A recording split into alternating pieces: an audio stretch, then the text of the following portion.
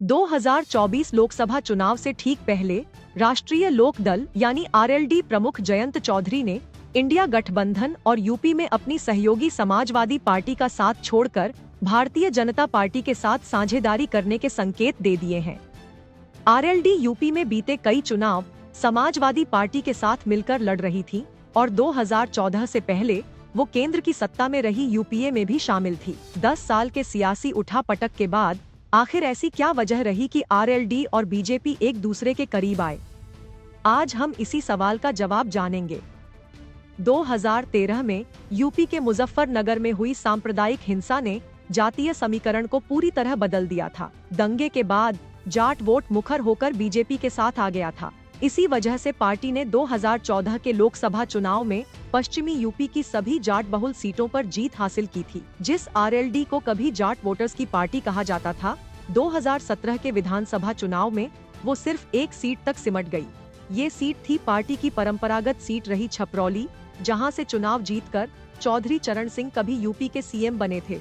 यहां से विधायक बने आरएलडी के सहेंद्र सिंह रमाला बाद में बीजेपी में शामिल हो गए थे। 2019 के लोकसभा चुनाव में अजित चौधरी और जयंत चौधरी अपनी अपनी सीट मुजफ्फरनगर और मथुरा से चुनाव हार गए, लेकिन जो आरएलडी पश्चिमी यूपी में हाशिए पर जाती दिखाई दे रही थी, 2022 के विधानसभा चुनाव उसके लिए अच्छे संकेत लेकर आए। समाजवादी पार्टी के साथ मिलकर चुनावी मैदान में उतरी आरएलडी को कुल 26,30,168 वोट मिले और उसका वोट प्रतिशत भी बढ़ गया। इस चुनाव में पार्टी के 9 उम्मीदवारों को जीत मिली थी। 2022 में जाट वोटर्स का रुख एक बार फिर से उसकी पार्टी कही जाने वाली आरएलडी की ओर हुआ और इसी बात ने बीजेपी और आरएलडी को एक दूसरे के करीब ला दिया। बीजेपी जहां पश्चिमी यूपी की नगीना, बिजनौर, मुरादाबाद, अमरोहा और सहारनपुर जैसी जाट बहुल सीटों को किसी भी हाल में जीतना चाहती है, तो आरएलडी की कोशिश अपनी खो चुकी जमीन को फिर से तैयार करने की है।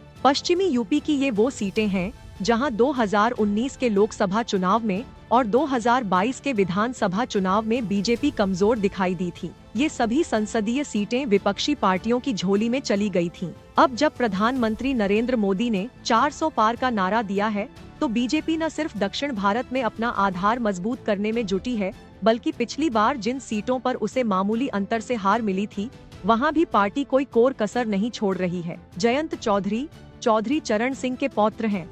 चौधरी साहब ने यूपी में जिस तरह से राजनीति की और आरएलडी को आगे बढ़ाया, आज हालात उससे उलट हो चुके हैं। राजनीतिक जानकार मानते हैं कि आरएलडी का शहरी वोट बीजेपी को शिफ्ट हो चुका है। आरएलडी ने 2019 में हुए चुनाव में एसपी और बीएसपी संग गठजोड़ किया था और तब पार्टी अपनी तीनों ही सीटें हार गई थी। जयंत की मौजूदा राजनीति एक तरह से सत्ता से बाहर ही थी। जयंत का राज्यसभा तक का सफर भी समाजवादी पार्टी की मदद से मुमकिन हो सका था।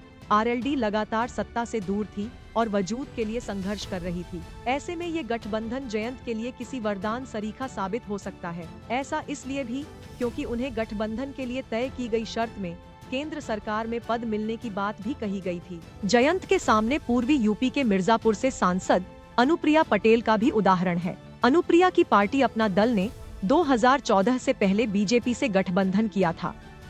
पार्टी के सत्ता में आने के बाद से ही वो केंद्र में मंत्री पद पर हैं। यूपी में जिला पंचायत चुनाव में शामली, मुजफ्फरनगर, बागपत, बुलंदशहर, हापुड़ और बिजनौर में आरएलडी ने असरदार प्रदर्शन किया था। कई जगह उसके उम्मीदवारों ने बीजेपी उम्मीदवारों को हरा दिया था। दिल्ली से सटे लोनी में नगर पालिका परिषद के चेयरमैन पद के चुनाव में भी आरएलडी कैंडिडेट ने बीजेपी उम्मीदवार को बड़े अंतर से शिकस्त दी थी। लोकल लेवल पर इसी वोट बैंक को चैनलाइज करने की कोशिश में बीजेपी के लिए आरएलडी के सामने गठबंधन के लिए हाथ बढ़ाना उसकी मजबूरी बन गई थी। आपको ये स्टोरी कैसी लगी, हमें कमेंट सेक्शन में जरूर बताएं। ऐसी ही स्टोरीज और अपडेट्स पाने के लिए सब्सक्राइब करें आज तक AI।